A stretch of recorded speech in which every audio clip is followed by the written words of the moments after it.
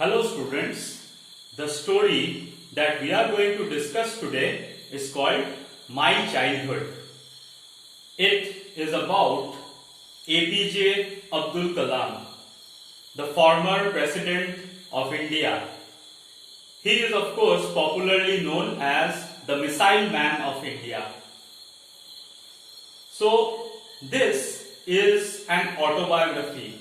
In fact, this is a part of APJ Abdul Kalam's famous autobiography, Wings of Fire. In this particular story, we get to know about APJ Abdul Kalam not only as a great scientist, but we get to know him as a human being as well. This is mainly about APJ Abdul Kalam's childhood and his origins. You know, to become great and to achieve success, lot of hard work, dedication and effort is required. So we find out the struggle and the dedication, hard work and effort which was put in by APJ Abdul Kalam. We also find out about his upbringing. APJ Abdul Kalam had a truly secular outlook. He was the very epitome of religious tolerance and religious harmony. He did not discriminate on the basis of religion, and that was mainly due to his upbringing. So in this particular story, he has shared many anecdotes, many small incidents from his life which show his mindset, his religious tolerance and also his upbringing. So without further delay, I would like to explain this story to you through the means of a PowerPoint presentation which I have prepared.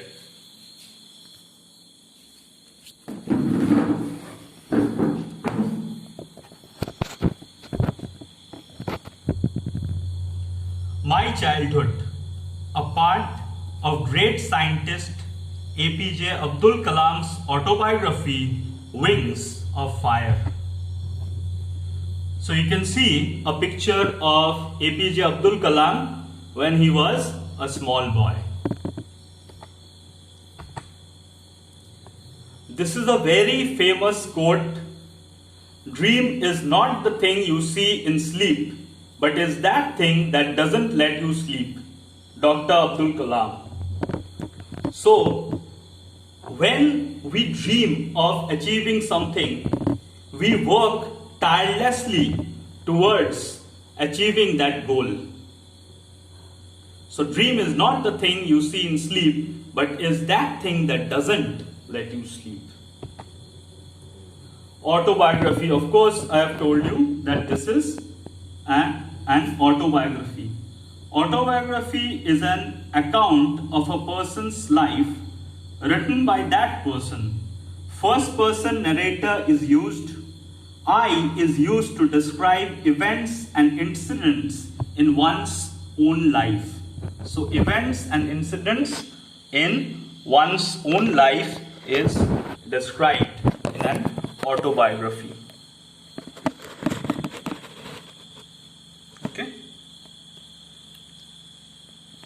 So very important for you to know what autobiography is as well. Next slide. Abdul Kalam was born in Rameswaram, which was a part of Madras state at that time. So he was born at Rameswaram. Over here you have the picture of Rameswaram temple as well. You can see the picture of Rameswaram temple as well in that slide. Right? Abdul Kalam was born into a middle-class Tamil family.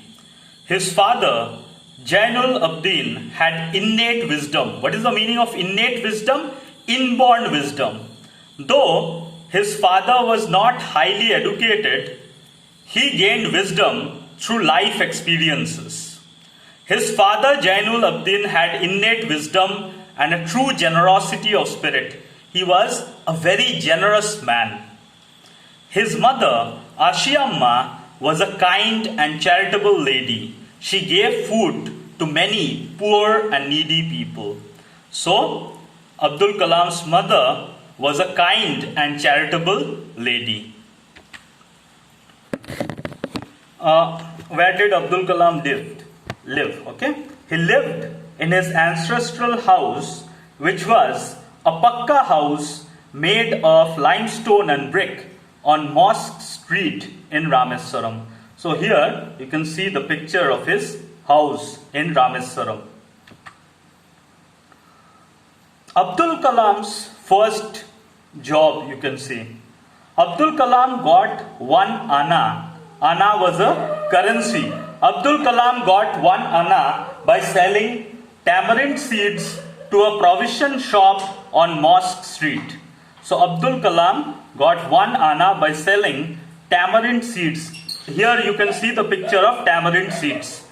There was a sudden, unexplained demand for tamarind seeds after the Second World War erupted in 1939.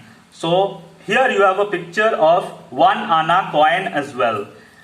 He got 1 anna by selling these tamarind seeds to a provision shop on Mosque Street. Abdul Kalam's brother-in-law, Jalaluddin, would tell him stories about the Second World War. So his brother-in-law, Jalaluddin, would tell him all these stories about the Second World War after the Second World War broke out in 1939. Abdul Kalam loved to listen to these stories, and he would check the headlines of the newspapers to find out about the stories he heard. Abdul Kalam used to try to find out about the Second World War in the headlines of Dinamani. So we can assume that Dinamani was the name of a newspaper, right? It is not clearly written over there, but Dinamani is actually the name of a newspaper. It's the name of a Tamil daily newspaper. After India was forced to join the Allied forces in the Second World War, the train stopped halting at Rameswaram station. So after the Second World War broke out, the train which used to stop at Rameswaram station no longer stopped over there. You know, in times of crisis or emergencies, many things are changed. Similarly, in this case, the train stopped halting at Rameswaram station. As a result, the newspapers were thrown out of the moving train, and Abdul Kalam's cousin Samsuddin needed someone to catch the newspapers as they were thrown out of the moving train. So Abdul Kalam helped his cousin Samsuddin to deliver newspapers and earned his first wages. Can you imagine? Abdul Kalam, the great scientist, the missile man of India, but he had such humble origin, such humble beginnings, right? He struggled a lot, and through hard work and dedication, he became a great scientist. Abdul Kalam was born into a family which was the very epitome of religious tolerance and religious harmony. Every child is born with some inherited characteristics into a specific socio-economic and emotional environment and trained in certain ways. So, family, surroundings, upbringing, all these things matter. These things shape a child's life.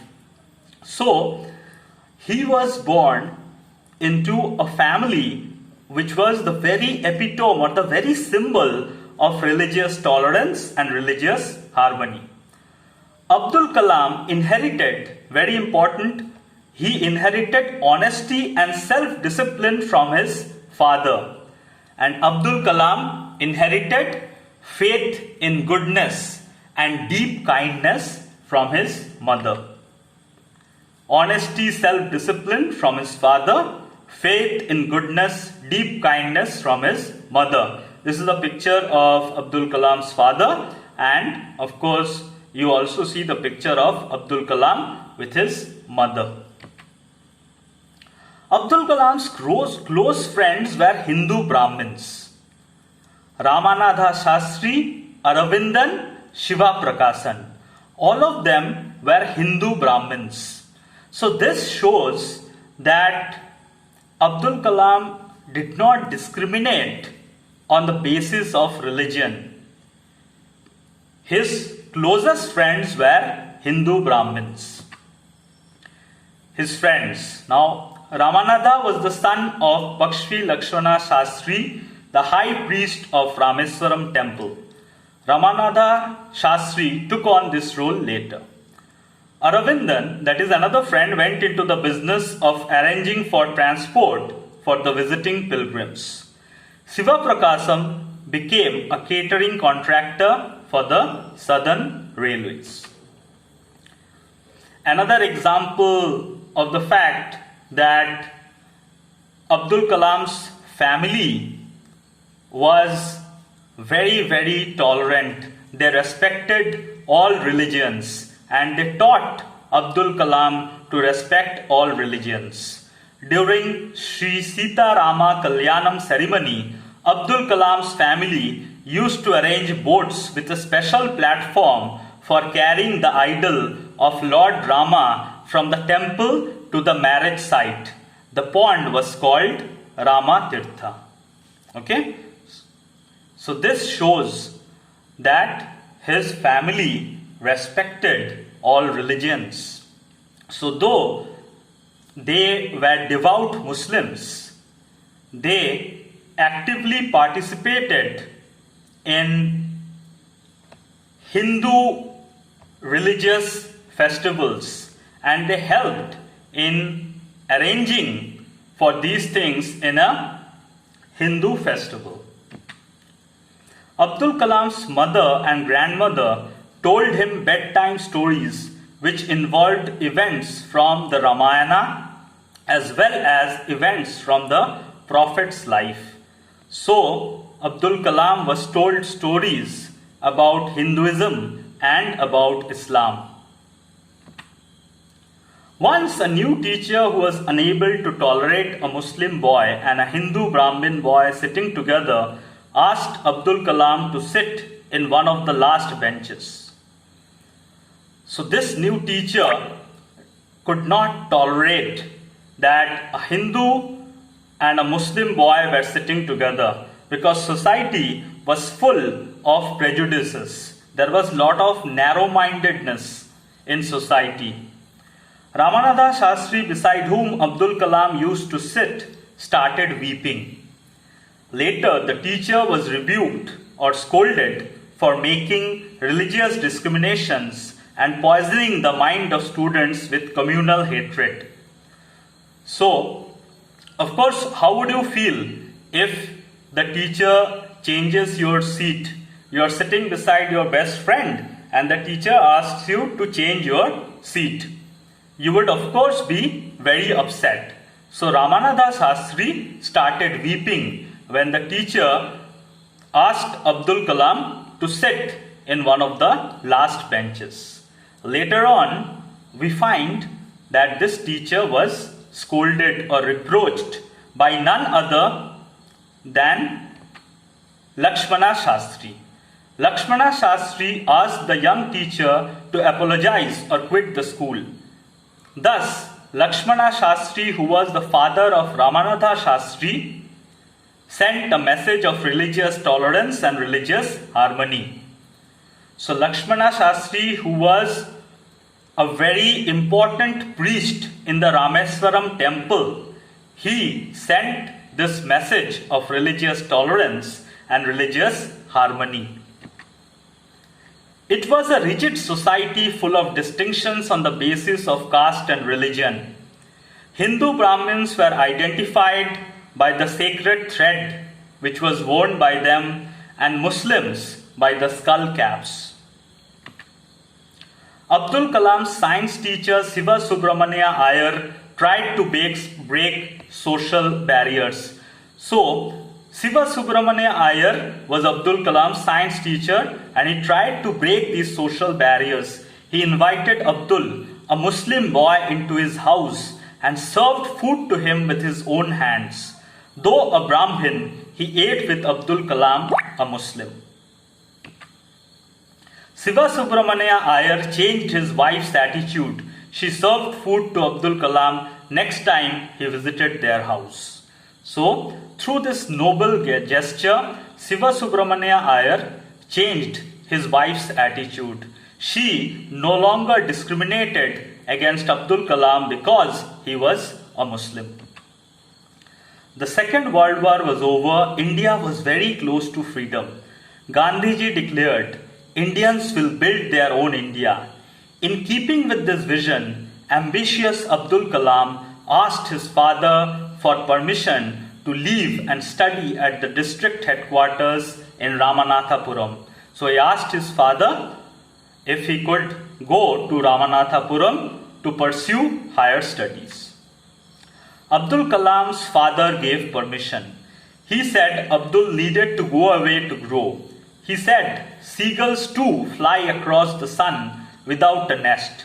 He quoted Khalil Gibran to console Abdul Kalam's mother. Khalil Gibran is, of course, a great poet, author, and a philosopher as well. So, what is the meaning of this? Abdul Kalam needed to leave his house in order to receive higher education and become a great scientist. You may give them your love, but not your thoughts, for they have their own thoughts. Right? Your children are not your children. They are the sons and daughters of lives longing for itself. Very famous quote by Khalil Gibran. Right? So, had Abdul Kalam's mother not allowed Abdul Kalam to go and study, right, to leave home and study, then what would have happened? The world would not have got such a great scientist. We would be deprived of such a great scientist. So Abdul Kalam did not just belong to Abdul Kalam's mother, but he belonged to the world. Luxury and lies have huge maintenance costs, but truth and simplicity are self-maintained without any cost. Famous quote. So, my salute to the missile man of India.